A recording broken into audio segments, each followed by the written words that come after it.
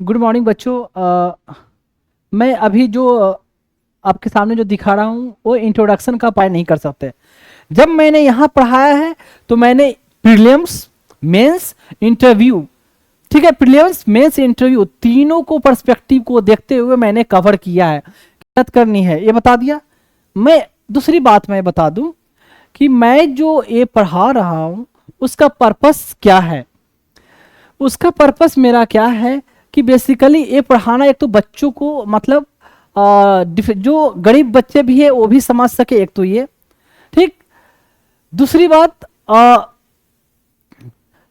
इसको इसको पढ़ाने का मेरा एक और पर्पस क्या है कि मुझे एक तरह से मैं बता दूं कि फंड रेज करना। उन बच्चों के लिए मैं फंड रेज करना चाहता हूं जो बच्चे ऑर्फेन या अनाथ है, जिनके कोई नहीं है दुनिया में, माँ बाप कोई नहीं है, ठीक है। तो उन बच्चों के लिए मैं फंड रेज कर रहा हूँ। और दैट्स मैं पर्सनली बता दूं कि मेरा ये जो ड्रीम है, गोल है, लक्ष्य है, वाट एवर बोले आपको, कि इंडिया के हर स्टेट से मिनिमम मैं एक बच्चे को मैं अडॉप्ट करूं, मिनिमम एक, हर इंडिया के हर एक स्टेट से। तो उसे उन बच्चों को नर्चर करने के लिए, नरिश करने के लिए, परवरिश करने के लिए मुझे सफिशिएंट अमाउंट की जरूरत है। तो उसके लिए एक तो ये पढ़ा रहा हूं ताकि मैं फंड रेज कर सकूं उन बच्चों के लिए, ठीक। वो आपको दिख जाएगा। आप जो भी पेमेंट करो आप एज ए फी पेमेंट करो, भले आपकी मन है या ना माने, नहीं मन है तो मत करो, ये आपकी विश है, ठीक है। लेकिन मैं आपको बता दूं, आप जो भी पेमेंट करें तो मुझे एज ए गुरु मानकर भले ना करे, या फी मानकर ना करे, या करें आपको, या फिर भी ना करे तो ये मान कर करे कि आप एहसान कर रहे हो मुझ पर। आप मान सकते हो, मुझे कोई प्रॉब्लम नहीं है। मीन्स आप ये मान सकते हो कि आपने पेमेंट कर कर विकास कुमार पर एहसान किया। पर मैं आपसे ये रिक्वेस्ट करूंगा तो उन बच्चों पर ये मानकर आप मत पेमेंट करना कि उन बच्चों पर एहसान कर रहे हो। क्यों मैं आपसे ये बोल रहा हूँ? क्योंकि मैं जो काम कर रहा हूँ ना, मैं खुद मैं एक्सेप्ट ये नहीं करता हूँ कि मैं जो कर रहा हूँ उन बच्चों पर एहसान कर रहा हूँ, बिल्कुल नहीं। हमें ईश्वर ने दिया, खुदा ने, भगवान ने, जीसस ने, वाहेगुरु ने हमें इतनी ब्रेन दी, तो इसलिए मैं ये कर पा रहा हूं। अगर वो नहीं दे पाते तो मैं नहीं कर पाता, ठीक है। तो जो भी दिया हुआ उनका है, इसलिए मैं कर पा रहा हूं। तो इसलिए वो बच्चे बेचारे ऑलरेडी बहुत एहसान में जब रह चुके हैं। एक बच्चे को बिना माँ बाप का पलना बड़ा होना कितना डिफिकल्ट होता है, खुद सोच कर देखो। जब एक बच्चे की माँ चली जाए या एक दो दिन के लिए तो कितना बच्चा रोता है, तो उन बच्चों की हालत क्या रही होगी। तो इसलिए आप मुझ पर एहसान मान सकते हो, मानना कोई प्रॉब्लम नहीं है। I will accept that. आपने मुझे जो भी दिया, फी दिया, इवन 1 रुपया भी आप देते हो मुझे, तो मैं मानूंगा को आपने एहसान किया। पर ये मत मानना कि आपने बच्चों पर एहसान किया, क्योंकि वो बच्चे ऑलरेडी एहसान में दबे हुए हैं।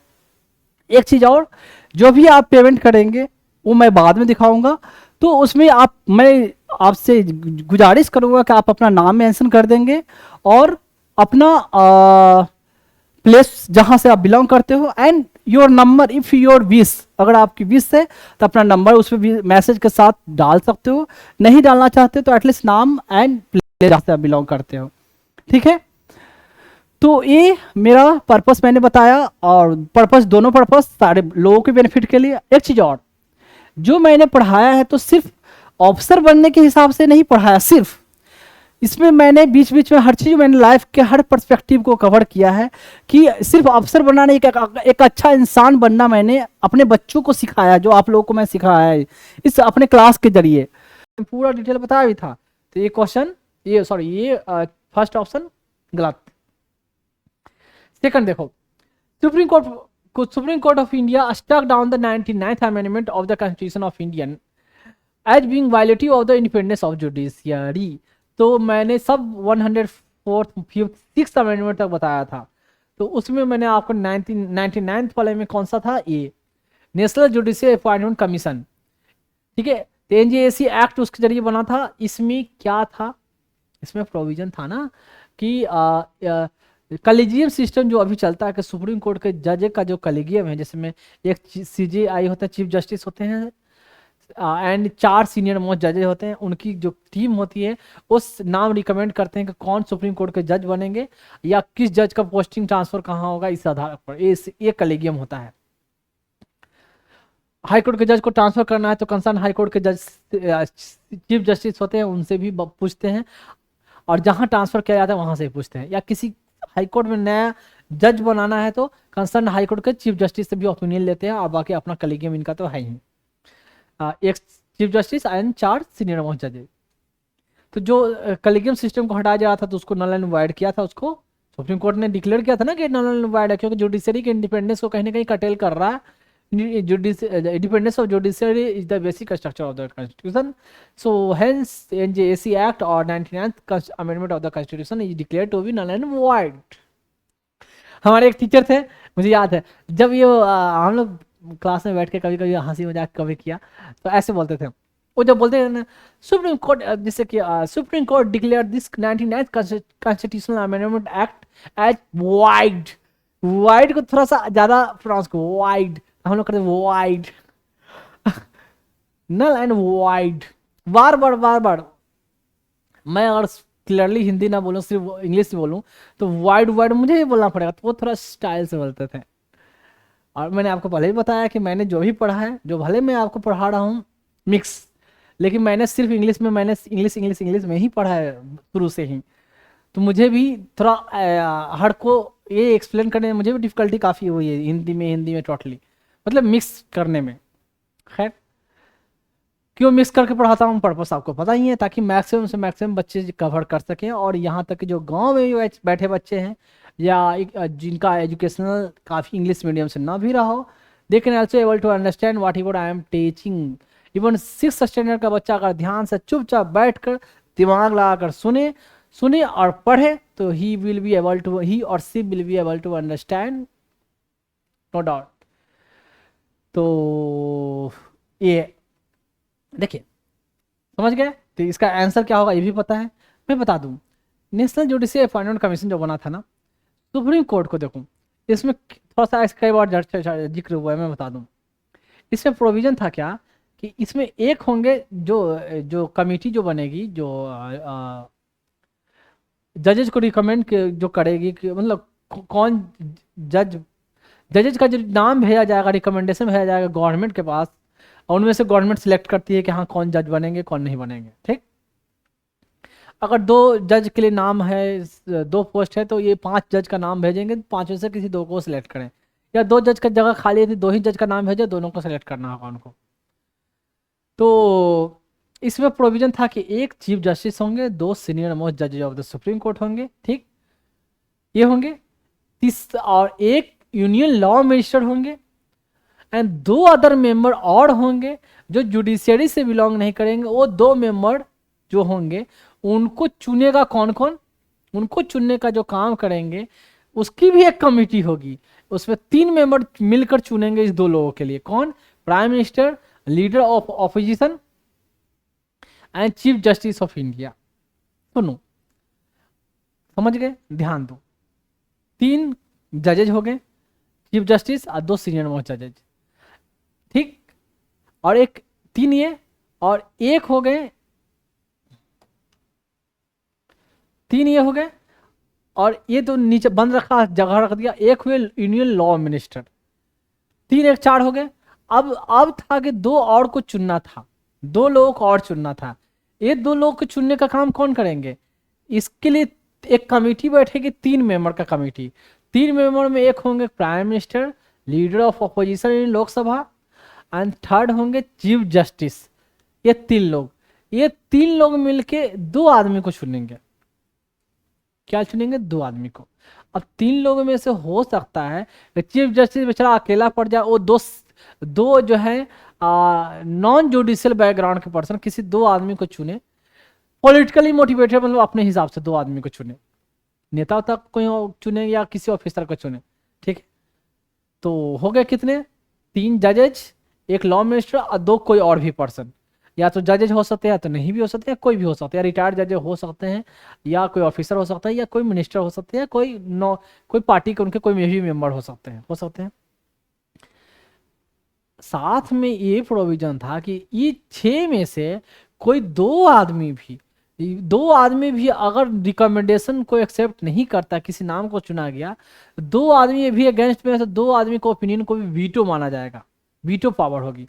मतलब जैसे कि ये 3 लॉ मिनिस्टर 4 और 2 इधर से और 2 आए, तो इनमें से कोई दो का मानना होगा कि भाई ये नाम ये आदमी जज नहीं बनने चाहिए, तो आगे नहीं जाएगा।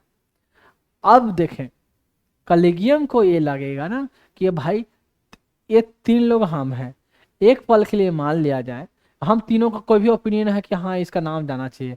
ये तीन जो नॉन जुडिशियल बैकग्राउंड वाले पर्सन हैं, इनमें से दो है जो, एक तो मान लें कि जो गवर्नमेंट में जो बैठा है लॉ मिनिस्टर, गवर्नमेंट हमारे अगेंस्ट में है, वो तो हमेशा पावर अपने पास रखना चाहेंगे लॉ मिनिस्टर। ये जो दो आदमी गया है अल्टीमेटली है तो इन्हीं का आदमी ना, कैसे कैसे इन्हीं का आदमी है। तो कहेगा कि भाई हम तो तीन जो कमेटी बने थे तो उसमें तो हम जुडिशियल वाला माइनर में थे, दो जो नॉन जुडिशियल वाले ने जिसको चुना उनको चुना, तो कहीं ना कहीं ये तालमेल साठ गांठ करके हमारे दिए गए नाम को तो रिकमेंडेशन जो देंगे उसको खारिज कर ही सकते हैं, आगे नहीं बढ़ने दे सकते। यानी बार बार कहीं ना कहीं क्या करेंगे, इंटरफेयर करेंगे ही करेंगे। तो यानी कहीं ना कहीं हमको उनको खुश करके रखना है कि आप प्लीज प्लीज ये नाम जाने दें प्लीज। वो लोग बोलेंगे कभी कभी, वो लोग कभी हम वो हमको खुश करेंगे, कभी हम उनको खुश करेंगे, कभी कहेंगे कि इस पर मेरा नाम जो हमने नाम चुना उनको जाने दे, कभी जज बोलेंगे इस पर मैंने जो जिसका नाम चुना है आगे जाने दे। तो ये चाहते थे कि कभी भी मुझे ये सब चीज़ का सामना न करना पड़े, उनके सामने भी हमको हाथ वाथ न जोड़ना पड़े, प्लीज ये नाम आगे बढ़ने दे। तो इसलिए कि भाई कभी भी जुडिशरी में कोई और इंटरफेयर ना करे। मेरिट डिमेरिट दोनों है। डिमेरिट में है कि मैंने आपको दिखाया है कि बाप भी सुप्रीम कोर्ट के जज, बेटे भी सुप्रीम कोर्ट के जज, और पोते भी हो सकता है बाद में आएंगे, वो भी माइट भी। बहुत सारे फैमिली के बाप बेटे, बहुत सारे ऐसा हुआ है कि जो बाप भी जज रहे सुप्रीम कोर्ट के और बेटे भी रहे। तो ये चीज़ बहुत सारी चीज़ें रही है या। और दूसरी बात, कोई एग्जाम तो है नहीं, तो जिसने भी आगे वाले जजों को ज़्यादा खुश करके रखा है, ज़्यादा चापलूसी की है, उसका नाम आगे बढ़ते गया है। बाकी तो अच्छे और भी जजेज हैं, लेकिन हो सकता है कितने अच्छे हैं जो सुप्रीम कोर्ट में उनको नाम ना आया, वो हाई कोर्ट में ही रिटायर्ड हो गए। कुछ ऐसे जस्टिस मैं बता दूं, जस्टिस AP शाह काफ़ी अच्छे जज माने जाते थे। जस्टिस मुरलीधर जो अभी दिल्ली हाई कोर्ट से रिटायर्ड हुए थे उनका, और उनको भेजा गया था शायद कोलकाता में भेजा गया था। वो सुन रहे थे कपिल मिश्रा, हाँ कपिल मिश्रा, दिल्ली में एयर राइट वाली मैटर में उनका नाम था। उस मैटर को सुन रहे थे, सुबह में सुना और ये था कि आफ्टरनून में मैं इस केस को सुनूंगा। लो ना, लंच के टाइम में ही ऑर्डर पास हो गया कि word post to Kolkata high court. थोड़ा सा मैं ध्यान में नहीं, कोलकाता या आसाम, मतलब गुवाहाटी, ये दो नाम था लेकिन डिफरेंट जगह पर, मतलब ये था ध्यान में नहीं आ रहा है, शायद इसी में था। वहां आपकी ट्रांसफर हो जाती है।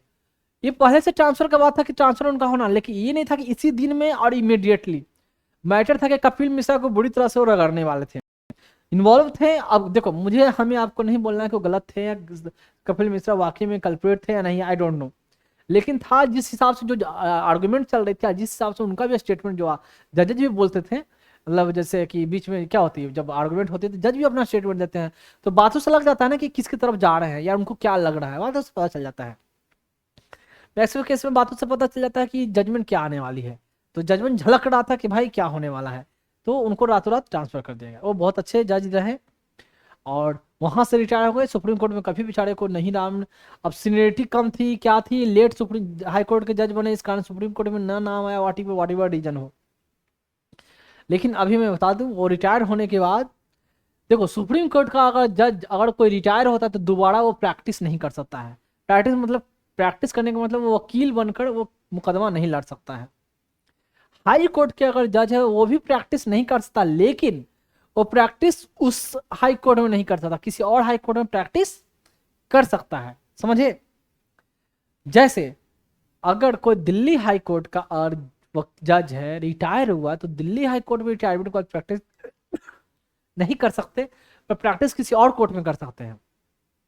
सुप्रीम कोर्ट का जज जो है रिटायरमेंट होने के बाद कहीं भी प्रैक्टिस नहीं कर सकते।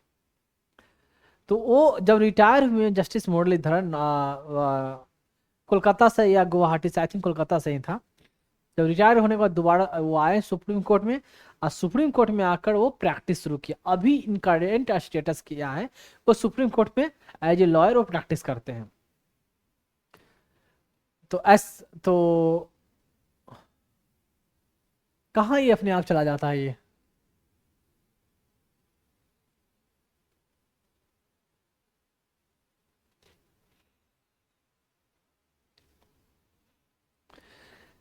देखो, तो मैं यहाँ था इस पर और जस्टिस कहाँ, Muraleedharan.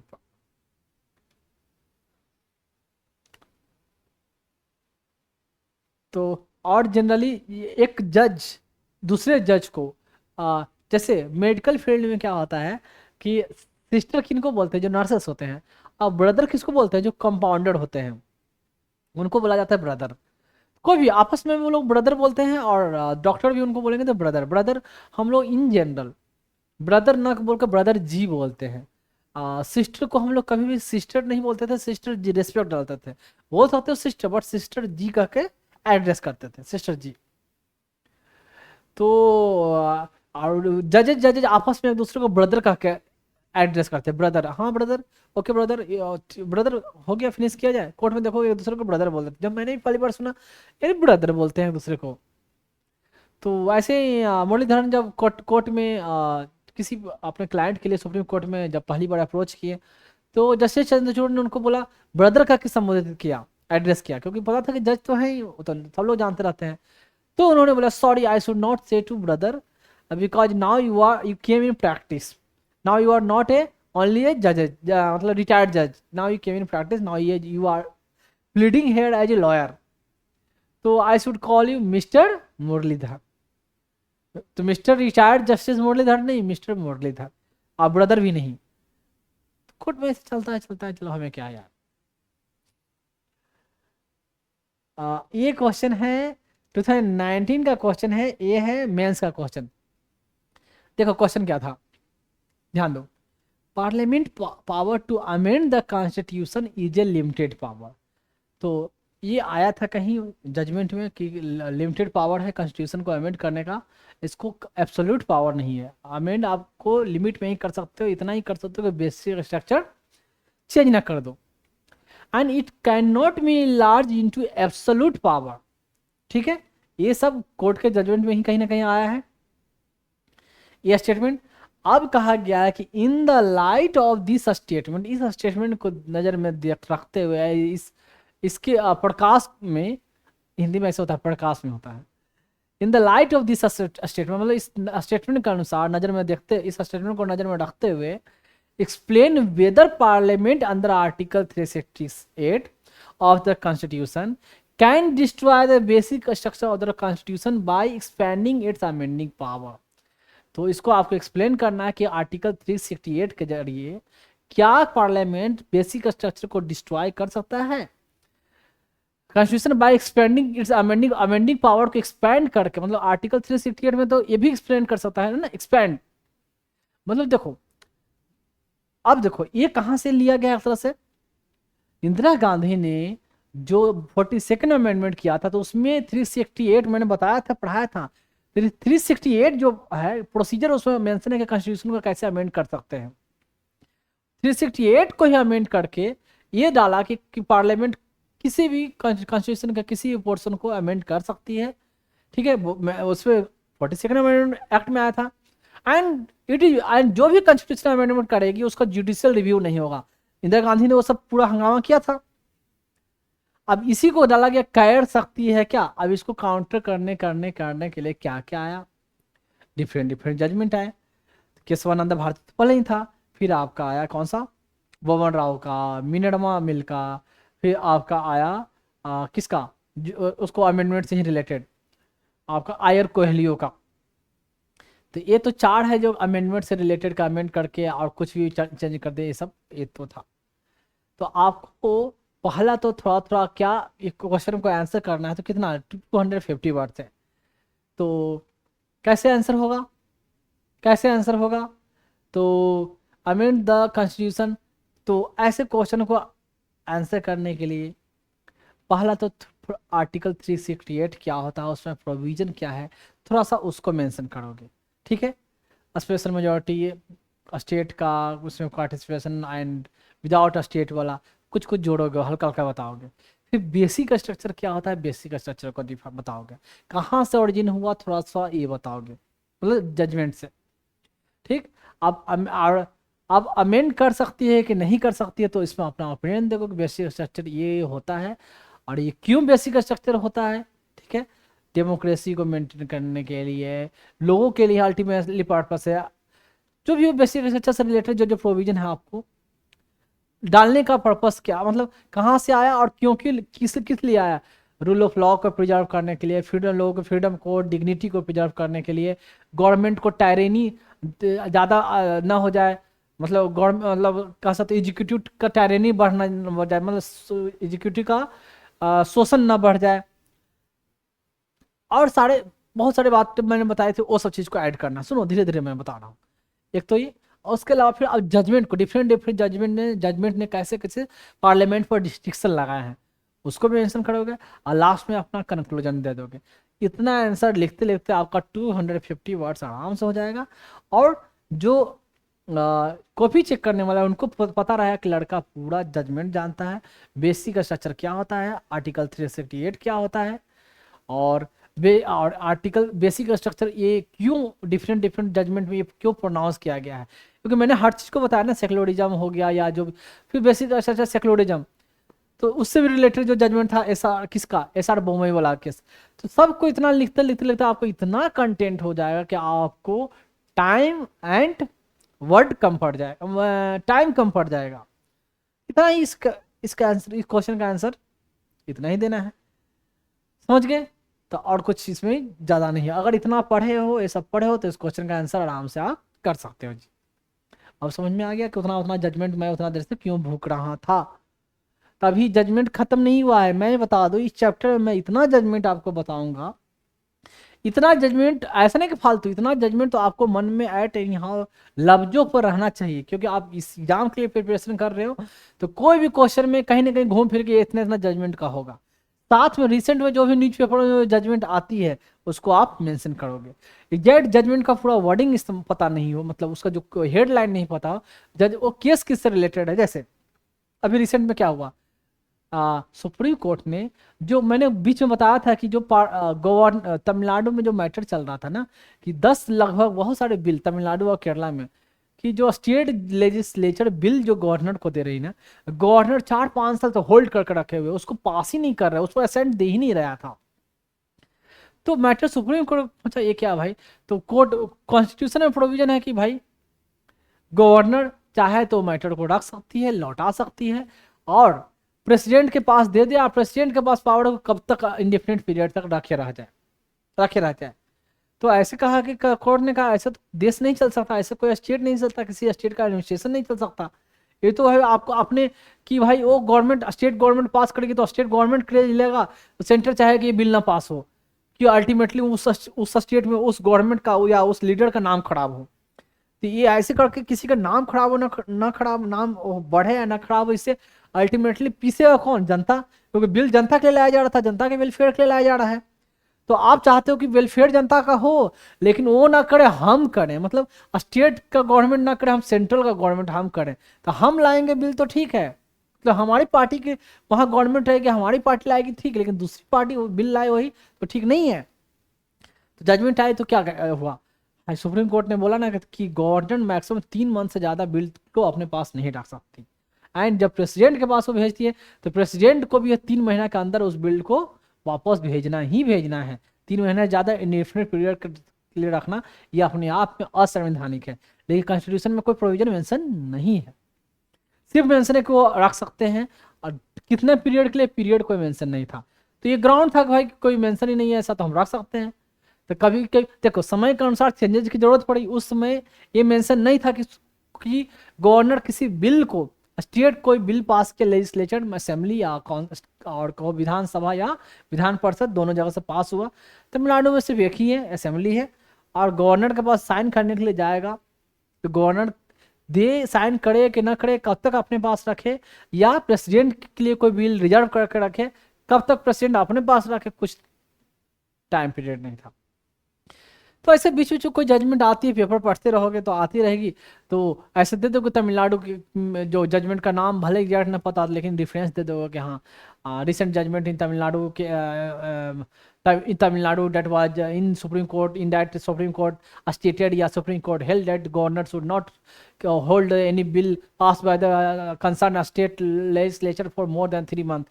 If bill has been reserved for the president assent, या president consideration, then in that case president should not also withhold the bill for more than 3 month. तो ऐसे ऐसी बातें आपको जो रिसेंट जजमेंट के हिसाब से आपको मेंशन करना है, लिखना है। समझ गए? तो हाँ, क्वेश्चन का आंसर हुआ या नहीं हुआ यार? नहीं, अभी तो क्वेश्चन पढ़ा ही नहीं मैंने। ये क्वेश्चन कब का है, कहाँ गया? 2018 का क्वेश्चन है। देखो क्वेश्चन क्या है, consider the following statement, parliament of India can place a particular law in the 9th schedule of the constitution of India. रख दो, कौन मना कर रहा है, रख सकती है। पहले तो खूब रखिए, बाद में रखना। टू लास्ट मैंने बताया था, आई थिंक 284 शायद, जो नंबरिंग, लास्ट जो नंबरिंग है 284 है 9th शेड्यूल में। एक बार देख लेना, मैंने कभी कुछ बताया था ऐसा। अब तो नहीं रखती है, रख सकती है। पहले तो रखती क्यों थी? क्योंकि जुडिशियल रिव्यू नहीं, कोर्ट इसमें उंगली ना करे। उंगली ना करे अजीब सा लगता है। उंगली ना करे मतलब कोर्ट इंटरफियर ना करे। एग्जाम में मत लिख देना कोर्ट उंगली ना करे, या court should not put finger in that act, या in that bill, that act और that executive direction, whatever, ऐसे मत लिख देना।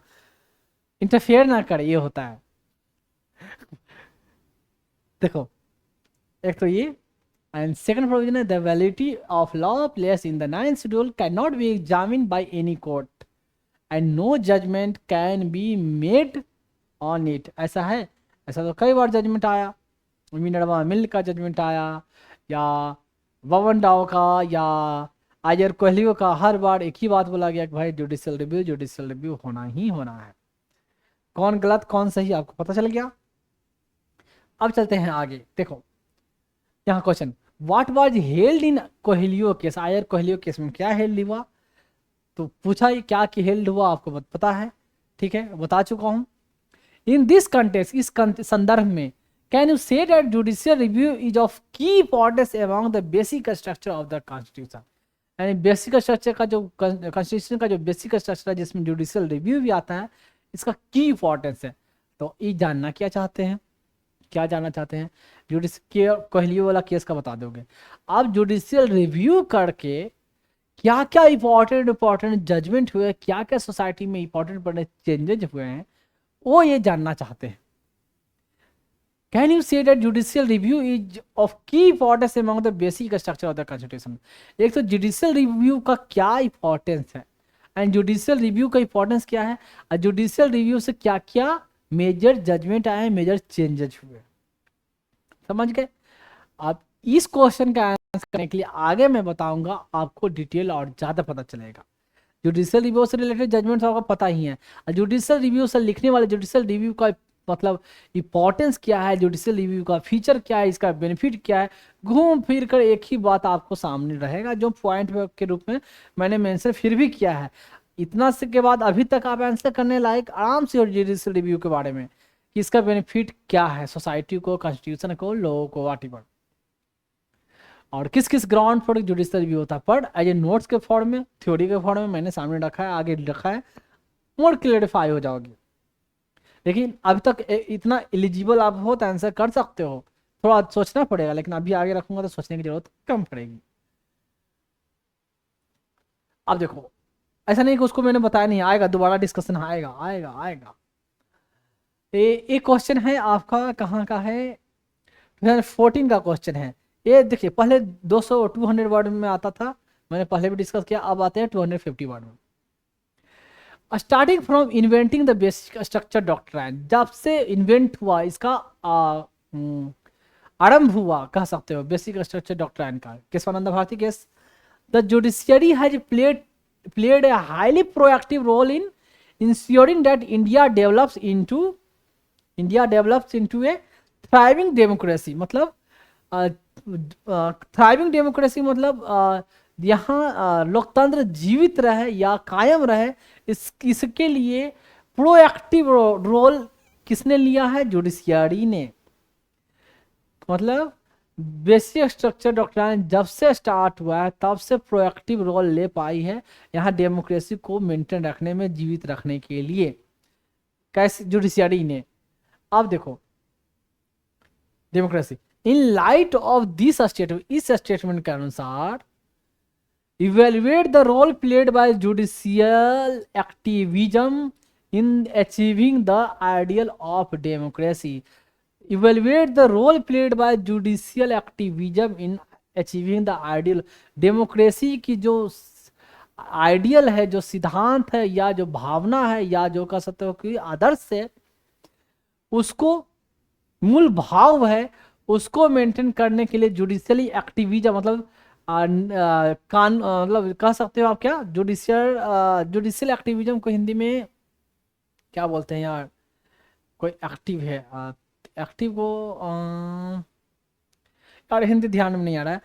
जुडिशियल एक्टिविज्म मतलब जो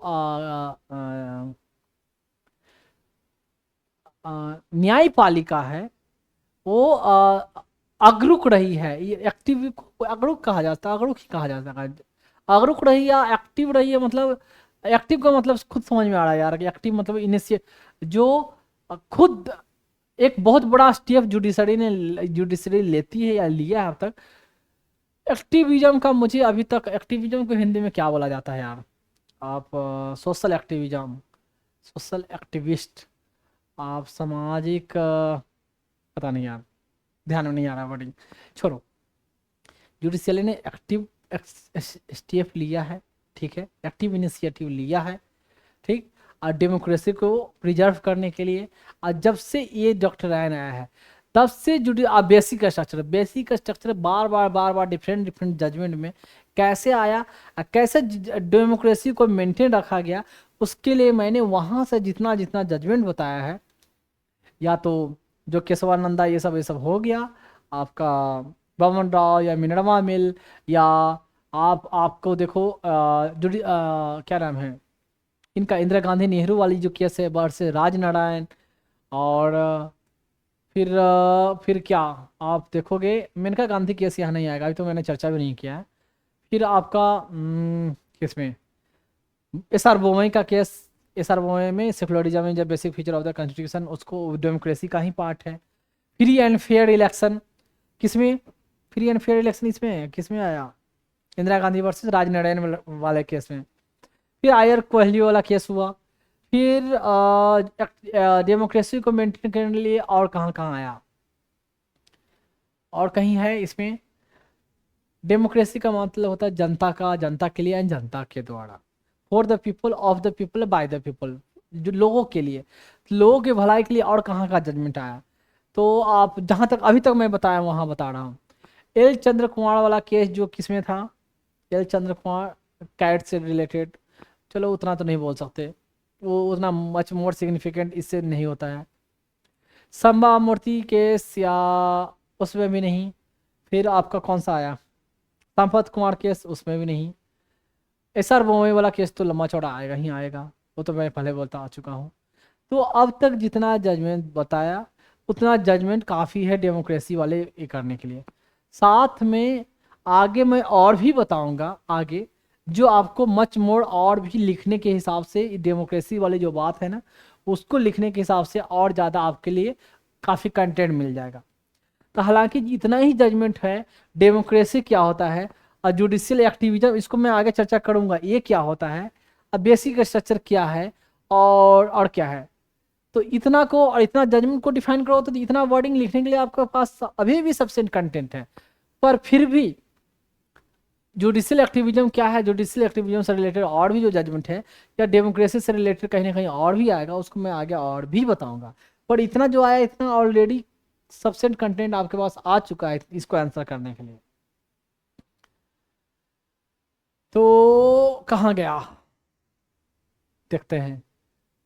हाँ, डेमोक्रेसी अभी मैं बता रहा था। जो राम जेठमलानी वाला जो केस है इसको भी आप कोट कर सकते हो, क्योंकि कहीं ना कहीं लोगों का पैसा है देश में आए, लोग की सरकार यहाँ शासन व्यवस्था लोगों के भलाई के लिए ही हो, तो इसको भी आप कोट कर सकते हो। राम जेठमलानी वाला जो ब्लैक मनी वाला केस है इसको भी आप कोट कर सकते हो, लेकिन छोटा छोटा में लिखा जा सकता है। तो राम जेठमलानी वाला केस हो गया, आयर कह लियो। और हाँ, यहाँ तक कि इंदिरा साहनी वाला जो केस है उसको भी आप कोट कर सकते हो, जो ओबीसी की जो रिजर्वेशन की बात है। तो कहीं ना कहीं for the people, of the people, by the people, तो जो लोगों के लिए ही, तो जो इंदिरा साहनी केस में क्या रिजर्वेशन दिया जा रहा है अल्टीमेटली नीचे से ऊपर लोगों को बढ़ाने उत्थान करने के लिए, जो बैकवर्ड है उनको बढ़ाने के लिए। तो ये जजमेंट भी आप लिख सकते हो, कोई बिल्कुल डेमोक्रेसी में फिट आएगी। और क्या रहा, तो कोहलियो हो गया, चंद्र कुमार थोड़ा बहुत कम लगता है। बोमई का केस तो हो गया। और संपत कुमार को मैं उतना मैंने नहीं रखता, मैंने अभी बोला। इंदिरा नेहरू वाले लिख सकते हो आप। बाकी और क्या रहा, कोहलियो तो जाएगा ही, आयर कोहलियो का केस होगा ही। बाकी इतना ही अभी तक मैंने जो बताया है, इतना जो बताया है, तो इससे रिलेटेड इतना ही आप लिख सकते हो, इतना मोर देन इनफ है इसको लिखने के लिए। बाकी और जजमेंट तो आएगा ही आएगा, आगे मैं बताऊंगा। जहां तक मैंने बताया उसके लिए आंसर करने लायक हो आप। अब देखो, जुडिशियल एक्टिविज्म जो मैंने बताया कि आगे मैं बताऊंगा, जुडिशियल रिव्यू के बारे में भी और सारे पॉइंट मैं आगे रखा है, मैं बताऊंगा। देखें, Supreme Court of India keeps a check on arbitrary power of the parliament in amending the constitution. Constitution का जो आर्बिट्रेरी मनमाने तरीके से जो पावर है उस पर कंट्रोल करके रखती है। मतलब पार्लियामेंट का जो अमेंड करने का जो पावर है 368 का अंदर, और भी मनमाने तरीके से ना करे उस पर सुप्रीम कोर्ट कंट्रोल करके रखती है, चेक करके रखती है। डिस्कस क्रिटिकली, देखो अब वहां से शुरू हो जाओगे तो सुप्रीम कोर्ट का पावर क्या क्या है, थोड़ा बहुत सुप्रीम कोर्ट का पावर के बारे में बताओगे, कैसे अप्रोच कर सकते हैं उसके लिए आर्टिकल थोड़ा सा ये बताओगे। ठीक है, पार्लियामेंट का जो पावर है आर्टिकल 368 के अंदर वो बताओगे। ठीक है, अब वो कैसे कैसे चेक करके रखा है, तो डिफरेंट डिफरेंट जजमेंट को कोट कर करके तो वहाँ केशवानंदा भारती से डिफरेंट डिफरेंट जजमेंट कोट करके लिखोगे। और यहाँ 200 वर्ड्स यहाँ भी है। तो क्या अल्टीमेटली लगा, क्वेश्चन नहीं लगा आपको? ऐसा लगता नहीं कि क्वेश्चन रिपीटेशन कितना है। देखिए, वर्डिंग अलग है, सेंटेंस को अलग फ्रेज किया गया, लेकिन आंसर लिखा क्या रहा है, आंसर वही लिखना है। लेकिन भले क्वेश्चन, तो मैं ये वही मैं बोल रहा हूँ कि इतना जजमेंट मैं दे दूंगा, क्वेश्चन को कुछ भी पूछे घूम फिर के इतना ही जजमेंट को आपको कोट करके लिखना है। अब बाकी जो थियोरेटिकल बात है वो तो ऑलरेडी सबका जो फिक्स है, बेसिक स्ट्रक्चर क्या है, आर्टिकल 368 का अंदर पावर क्या है, सुप्रीम कोर्ट का पावर क्या है, क्या क्या कहाँ से रिलेटेड सुप्रीम कोर्ट का आर्टिकल है, वो मेंशन तो करना ही करना है, सिर्फ जजमेंट नहीं। अब विथ जजमेंट देन वही आंसर लिखा था, कोई भी आंसर वही लिखेगा। समझ गए? और एग्जामिनर भी आपसे जो मतलब आपके जो आंसर राइटिंग जो आपको चेक कर रहे हैं वो आपका ये स्किल, आपकी ये नॉलेज, ये कैलिबर, इसी को देखना चाहते हैं। क्वेश्चन देख रहे हैं क्या घूम फिर कर आ रहा है क्वेश्चन, तो मेंस क्वेश्चन ऐसे ही आते हैं। फिर क्वेश्चन है, ये क्वेश्चन कब का है, 250 मार्क्स का है, 2024 अभी का question. Explain the reason for the growth of public interest litigation in India. क्या रीजन है कि इंडिया में पब्लिक पीआईएल का ग्रोथ, बहुत ज्यादा पीआईएल जा रहे हैं कोर्ट में। As a result of it, इसका परिणाम यह है कि has the Indian Supreme Court emerge as the world most powerful judiciary. क्या पीआईएल के कारण ऐसा हो गया है कि सुप्रीम कोर्ट विश्व का सबसे शक्तिशाली है जो जुडिशियरी के रूप में इमर्ज हुआ, विकसित हुआ है? इसका आंसर करने के लिए आप अभी उतना नहीं एलिजिबल हुआ। हाँ, कुछ कुछ तो देखो, जितना पढ़ाया यहीं से छोड़ दो तो इतना कुछ ना कुछ तो लिख ही दोगे, लिखोगे जो रिलेवेंट ही रहेगा। लेकिन और थोड़ा क्लियर करने के लिए मैं बता दूं, पीआईएल क्या होता है मैंने बड़वाली पहले बताया है, मैं आगे जब पढ़ाऊंगा पीआईएल बताऊंगा, इस क्वेश्चन का आंसर करने के लिए लायक हो और भी बाद में क्लियर होगा। As a result of it has Indian Supreme Court emerge as the world most powerful judiciary. तो पीआईएल के वहां सुप्रीम कोर्ट में गया है, पीआईएल फाइल हुआ, दर्ज हुआ है, तो पीआईएल के जरिए, पब्लिक इंटरेस्ट लिटिगेशन के जरिए सुप्रीम कोर्ट ऑफ इंडिया, हमारे सुप्रीम कोर्ट ने कैसा कैसा मेजर मेजर जजमेंट दिया है, तो वो सब जजमेंट यहाँ लिखना पड़ेगा ना। तो वो आगे मैं बताऊंगा, इसका आंसर करने के लिए आपको बाद में आएगा, ध्यान रखें, आगे आएगा। ठीक, चलो यार, ओठ बहुत ज्यादा ड्राई होता है, गर्मी का मौसम आ गया।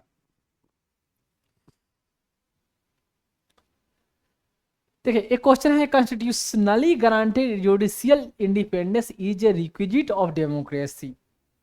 मतलब कॉन्स्टिट्यूशन के द्वारा जो गारंटेड किया गया है जुडिशियल इंडिपेंडेंस, न्यायपालिका की स्वतंत्रता, एक रिक्विजिट इसकी जरूरत है डेमोक्रेसी के लिए, डेमोक्रेसी को स्टेब्लिश रखने के लिए, लोकतंत्र को मेंटेन करने के लिए ये जरूरत है जुडिशियल इंडिपेंडेंट रहे, इसमें इंटरफेयर ना किया जाए।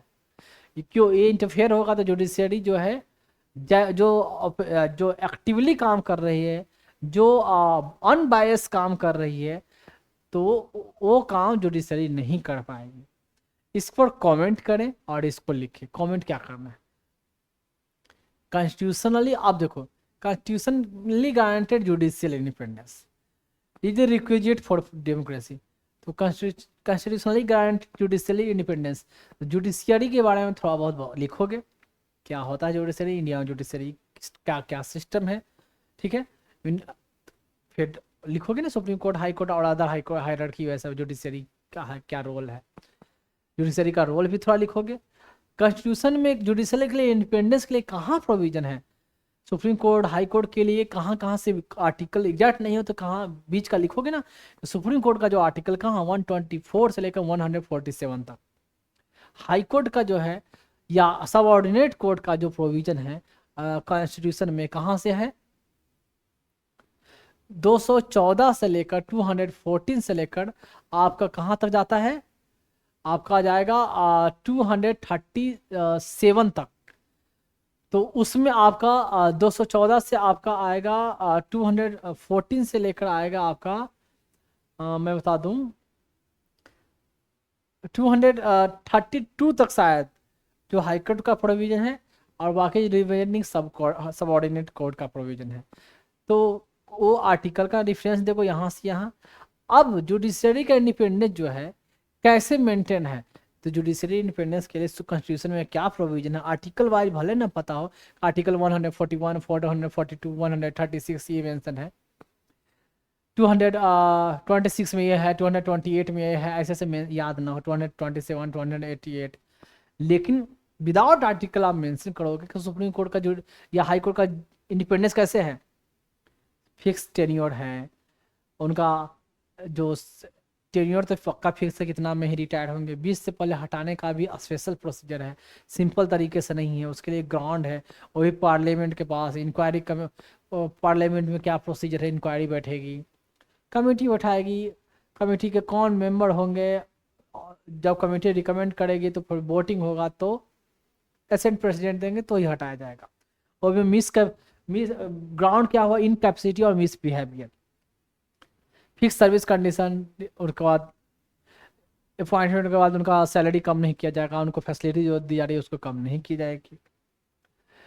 सुप्रीम कोर्ट या हाई कोर्ट का जो भी खर्च होता है पैसा कंसोलिडेटेड फंड ऑफ इंडिया से जाता है, particular supreme court high court के रिगार्डिंग लिखना है, कंसोलिडेटेड फंड से जाता है।